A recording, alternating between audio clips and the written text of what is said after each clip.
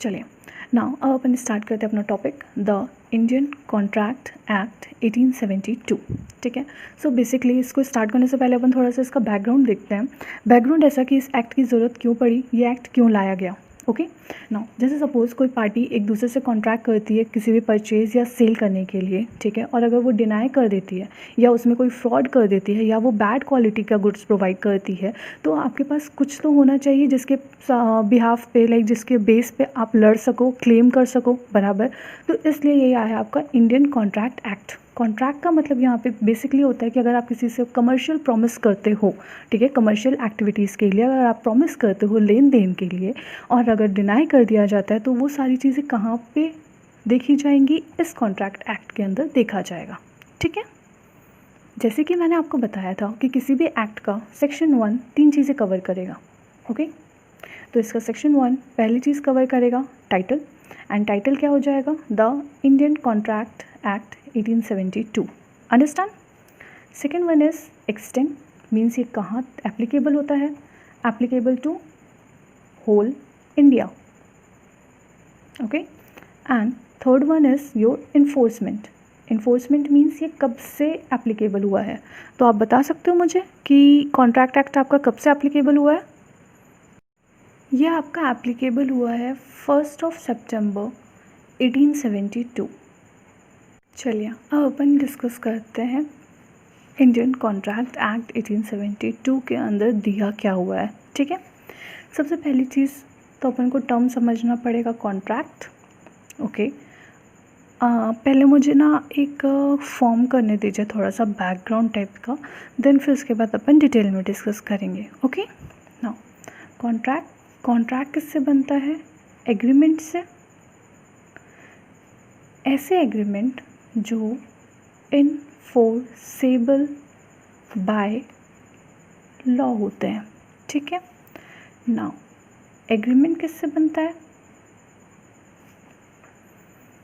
Agreement बनता है promise plus consideration से।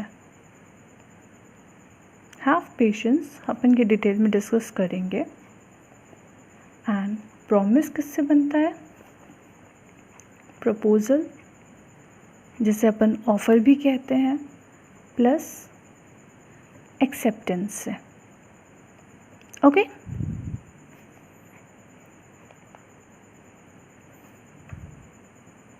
सो जैसे कि आप देख सकते हो कि कॉन्ट्रैक्ट समझने के लिए अपन को ये सारे टर्म्स समझने पड़ेंगे।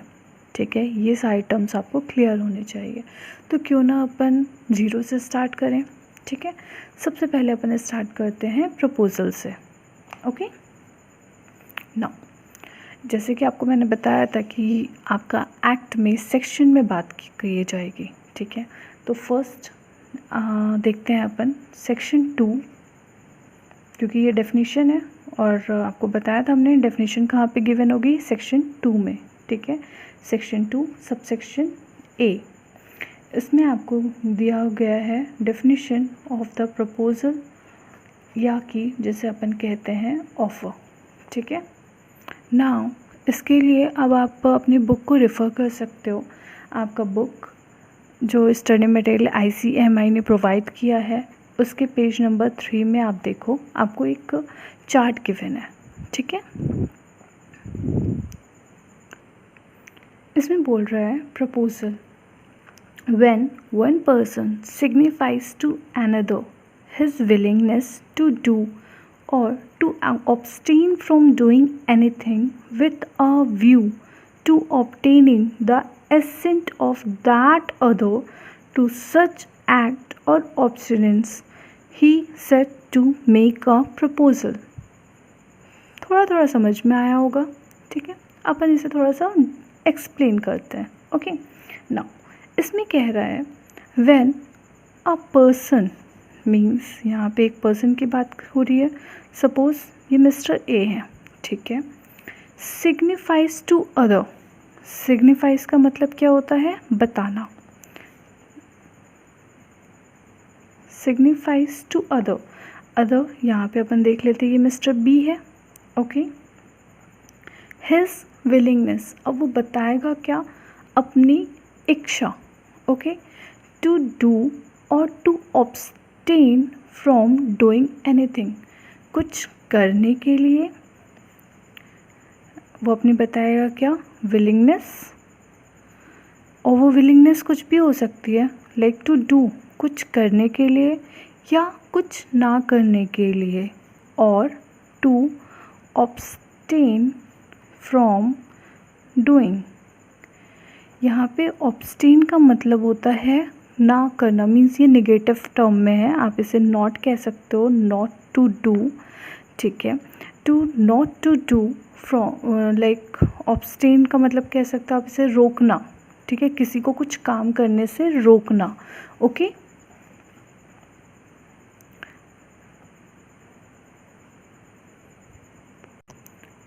चलिए, अब ऐसा नहीं है कि भाई इसने मिस्टर ए ने अपनी विलिंगनेस बता दी मिस्टर बी को तो ख़त्म, कहा जाएगा कि उसने ऑफ़र कर दिया, ना वह बना। ये जो मिस्टर ए है ना, वो इस पॉइंट ऑफ व्यू से बताएगा कि जो मिस्टर बी है वो अपनी एसेंट दे।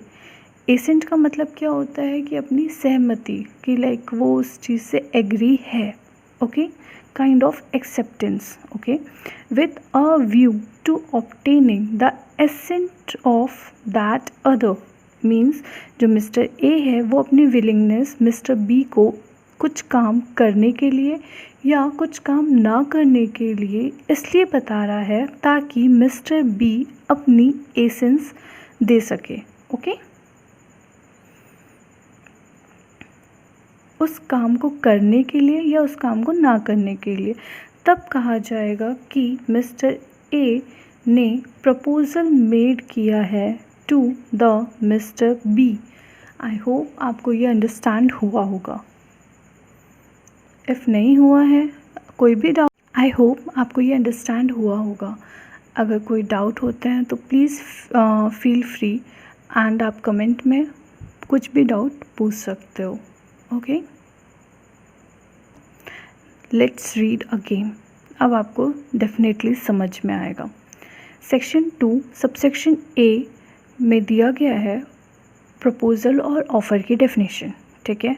अब वो क्या बोल रहा है, when one person signifies to another his willingness to do और to abstain from doing anything with a view to obtaining his assent, ठीक है, of that such act or abstinence, he said to make the proposal. Understand? चलिए, अब अपन आगे चलते हैं। अब देखेंगे अपन सेक्शन 2 सबसेक्शन सबसेक्शन बी। इसमें बताया गया है प्रॉमिस, ठीक है। प्रॉमिस क्या होता है, जैसे कि चलिए एक बार रीड करते हैं इसे। When the person to whom proposal is made signifies his assent there to, the proposal is set to be accepted. A proposal when accepted become a promise, okay. अब जैसे कि अपन का एग्जाम्पल था, एक था mister A and other one is mister B, ठीक है। पहले पार्ट में अपन ने देखा था कि मिस्टर ए ऑफ़र कर रहा है मिस्टर बी को, ठीक है। अब अगेन रीड करते हैं। When the person to whom proposal is made, यहाँ पे किस पर्सन की बात हो रही है, मिस्टर बी की, okay. When a person means जिस पर्सन को प्रपोजल किया गया है, सिग्निफाइज हिज एसेंट, वो अपनी एसेंट सिग्निफाइज करता है टू मिस्टर बी जिसने प्रपोज़ल किया था, ओके। एंड इस चीज़ को अपन क्या कहेंगे, accepted. The proposal is set to be accepted. इसको अपन बोलेंगे कि मिस्टर बी ने मिस्टर ए का प्रपोज़ल एक्सेप्ट कर लिया है, okay. And when proposal is accepted, जब प्रपोज़ल एक्सेप्ट हो जाता है, it become a promise, okay. जैसे कि अपन ने यहाँ पे इक्वेशन में देखा था, इक्वेशन फॉर्म में जब प्रपोज़ल एक्सेप्ट हो जाता है वो क्या बन जाएगा आपका? प्रॉमिस। अंडरस्टैंड? नाउ अब थर्ड पार्ट देखते हैं जो कि है सेक्शन 2 सबसेक्शन सी। ठीक है, सेक्शन 2 सबसेक्शन सी में बताया गया है कि प्रॉमिसर कौन होता है एंड प्रॉमिसी कौन होता है। आई थिंक आप इतने समझदार हो। यहाँ पे अपन की दो पार्टी थी, mister A and other one is mister B. अब ऑफर किसने किया था? मिस्टर ए ने। एक्सेप्ट किसने किया था? मिस्टर बी ने। सो जो ऑफ़र देता है अपन उसे क्या बोलेंगे? ऑफरर। और जिसको ऑफ़र मिलता है उसे अपन क्या बोलेंगे? ऑफरी। ठीक है, अब जब मिस्टर बी ने अपनी एक्सेप्टेंस मिस्टर ए को दे दी तो जो बंदा ऑफरर था वो बन जाएगा प्रॉमिसर, मीन्स जिसने प्रॉमिस किया है, एंड ये बन जाएगा ऑफरी, बन जाएगा क्या?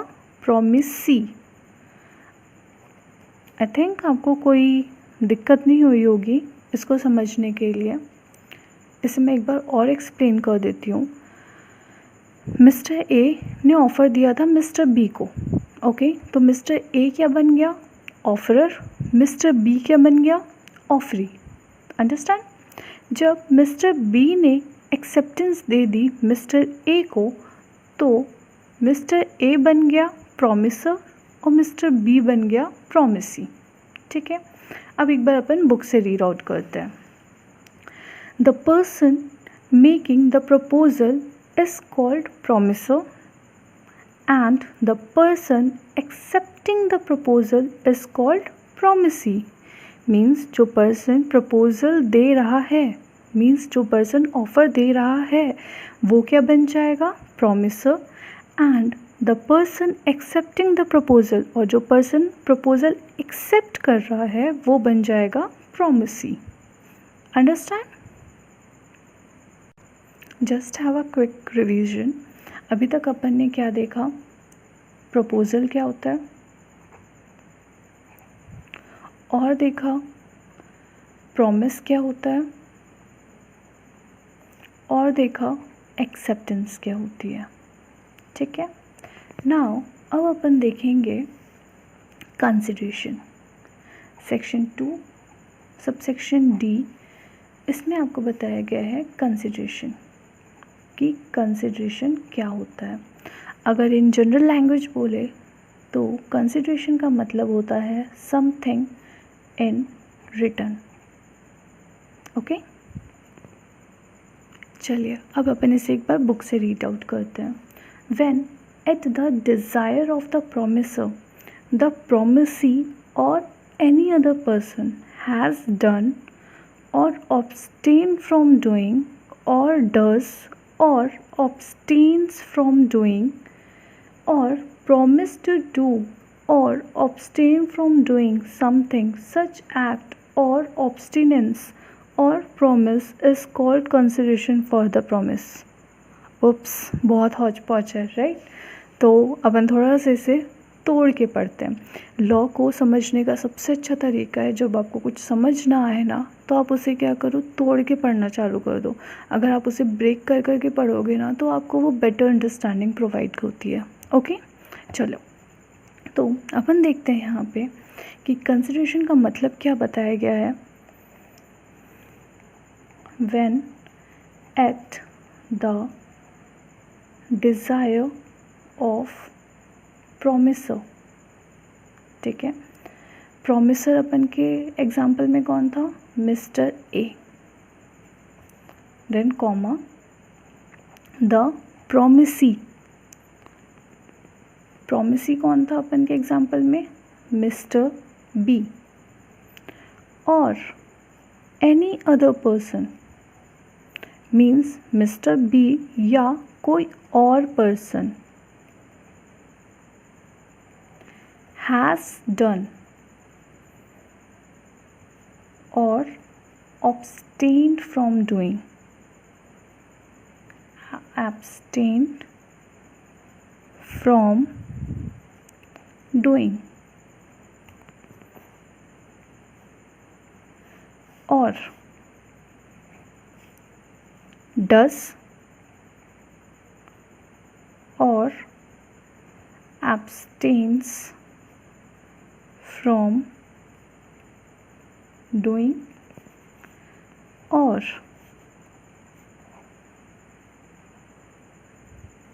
promise to do or to abstain from doing। पहले अपन यहाँ तक समझते हैं, ठीक है। अब देखिए इसमें बोल रहा है when at the desire of promisor, means promisor की डिज़ायर पे, ठीक है, प्रोमिसर की इच्छा पे, जब प्रोमिसी या कोई और पर्सन, मीन्स वो पर्सन या तो प्रोमिसी या कोई और पर्सन, अगर उसने कुछ किया होगा, ओके ना, जैसे कि आप देख सकते हो कि ये जो 3 सेंटेंस लिखे हुए हैं, तीनों सेंटेंस का मतलब एक ही निकलता है, बस past, present and future tense की बात की जा रही है, बराबर। ये आपका क्या है, पास्ट टेंस, इतनी तो नॉलेज आपको होगी। ये बात कर रहा है आपकी प्रेजेंट की, और ये बात कर रहा है आपके फ्यूचर की, okay. Now when at the desire of the promisor, the promisee और any other person, means promisor के डिज़ायर पे जब कोई प्रोमिसी या फिर कोई और पर्सन हैज़ डन, उसने या तो पास्ट में कुछ किया था या उसने पास्ट में कुछ नहीं किया था, ठीक है, या फिर उसने अभी प्रेजेंट में कुछ किया है या प्रेजेंट में कुछ नहीं किया है। एब्सटेन फ्रॉम डूइंग अपन ने पहले भी देख लिया है कि एब्सटेन का मतलब नेगेटिव टर्म में होता है कुछ ना करना या कुछ काम करने से रोकने के लिए यूज़ किया जाता है, ओके, ठीक है। तो अपन ने यहाँ पे पास्ट देख लिया, प्रेजेंट देख लिया, and next one is future. Promise to do, या तो उस प्रॉमिसर ने या किसी अदर पर्सन ने प्रॉमिसर की डिज़ायर पे कुछ प्रॉमिस किया है कुछ करने के लिए इन फ्यूचर, या कुछ ना करने के लिए। यहाँ तक क्लियर है? आई होप अब क्लियर होगा। सच एक्ट और एब्सटेनेंस, अब ये किसकी बात कर रहा है? ये इन तीनों की बात कर रहा है, ठीक है। मीन्स सच एक्ट, कुछ काम, या ऑब्स्टिनेंस, या जिस काम को रोकने के लिए अगर कुछ किया गया होगा, is called consideration, is called consideration for the promise. चलिए एक बार इसे अपन फिर से देखते हैं। When at the desire of the promiser, promisee or any other person has done, उसने कुछ किया था या कुछ नहीं किया था, या फिर does, कुछ किया है या कुछ नहीं किया है, और कुछ करेगा या कुछ नहीं करेगा, तो वो जो कुछ करना या कुछ ना करना है is called consideration for the promise, okay. अब आप एक बार इसे खुद से फिर से रीड करिए, देन आपको समझ में आया होगा, ठीक है। चलिए अब अपन आगे चलते हैं। नेक्स्ट है section 2 sub section E. This talk about agreement, okay. First read करते हैं बुक से। Every promise and every set of promise forming the consideration for each other is an agreement. कुछ नई बात लिखी थी क्या? नहीं, बहुत इजी है। यहाँ पे बोल रहा है कि जैसे सपोज़ एक पर्सन है, same example mister A and mister B, ठीक है। इन दोनों ने क्या प्रॉमिस किया था, पहले देखा था अपन ने, इसने प्रपोजल दिया था, इसने एक्सेप्टेंस दी थी, ठीक है। तो ये बन गया था क्या आपका प्रॉमिस, ठीक है। अब यहाँ पे बोल रहा है कि जो every promise means mister A और मिस्टर बी ने जो भी प्रॉमिस किया था या कोई सेट ऑफ प्रॉमिस किया था, सेट ऑफ प्रॉमिस का मतलब एक के साथ दो प्रॉमिस कर लिया, या उसने बोला कि मैं पहले ये काम करूँगा देन फिर आप ये काम करना, फिर उसके बाद ये काम किया जाएगा, तो मीन्स क्या किया जा रहा है, वो सेट में प्रॉमिस किया जा रहा है। या फिर ऐसा भी अपन कह सकते हैं कि 6 महीने के लिए आप मुझे हर मंथ में ये इतना इतना सामान पर लाइक सेल करना, ठीक है। तो क्या हुआ कि यहाँ पे कॉन्ट्रैक्ट क्या हो गया, 6 महीने के लिए हो गया ना, तो यहाँ पे आपका ये हो जाएगा इन सेट, ओके। अब यहाँ पे बोल रहा है कि कोई भी प्रॉमिस ना जब तक उसमें कंसिडरेशन नहीं होगा ना वो एग्रीमेंट नहीं बनेगा, और वो एग्रीमेंट नहीं बनेगा तो वो कॉन्ट्रैक्ट तक नहीं पहुँच पाएगा, समझा। तो आप कह सकते हो कि प्रॉमिस के साथ साथ जब कंसिडरेशन मिल जाता है तो आपका क्या बन जाता है, एग्रीमेंट, ओके, अंडरस्टैंड। नाउ अब लास्ट अपन समझते हैं कॉन्ट्रैक्ट। कॉन्ट्रैक्ट का मतलब क्या होता है, ओके। कॉन्ट्रैक्ट के लिए सेक्शन है 2 सबसेक्शन H, अंडरस्टैंड, ठीक है।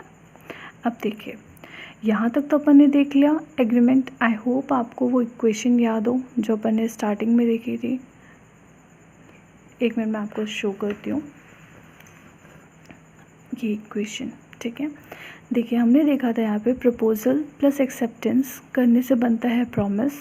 प्रॉमिस में अगर कंसिडरेशन आप ऐड ऑन करते हो तो बनता है एग्रीमेंट, ओके। अब एग्रीमेंट तक तो अपन ने समझ लिया, ठीक है। अब यहाँ पे अगर एग्रीमेंट आपका इन्फोर्सेबल बाय लॉ हो जाता है तब वो बनता है कॉन्ट्रैक्ट, ठीक है। सो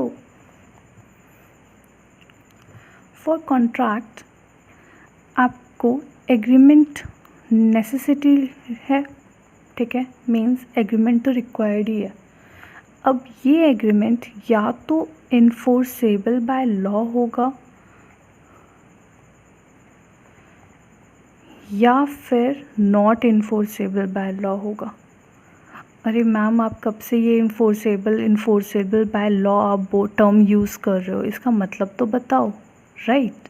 देखिए इन्फोर्सेबल बाय लॉ का मतलब क्या होता है कि कोई भी ऐसा एग्रीमेंट जो किसी दो पार्टी को राइट प्रोवाइड करता है एक दूसरे के अगेंस्ट, ठीक है, यहाँ तक समझा।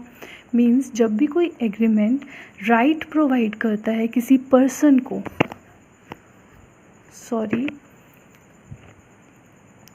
जब भी कोई एग्रीमेंट किसी पर्सन को राइट प्रोवाइड करता है किसी के अगेंस्ट, ठीक है, या किसी गुड्स के लिए या कोई भी राइट, तो वो कहलाया जाता है इन्फोर्सेबल बाय लॉ, ठीक है।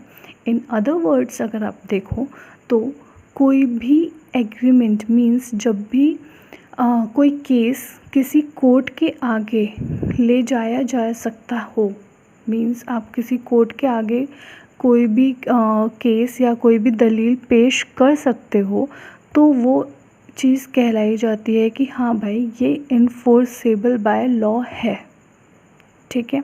अब अपन इसे थोड़ा एग्जांपल से समझते हैं। जैसे कि आप जानते होंगे कि जो आपकी एक्टिविटी होती है ना वो दो तरह की होती है। एक तो होती है कमर्शियल जिसे अपन इकोनॉमिकल भी बोलते हैं, और एक होती है डोमेस्टिक, ठीक है।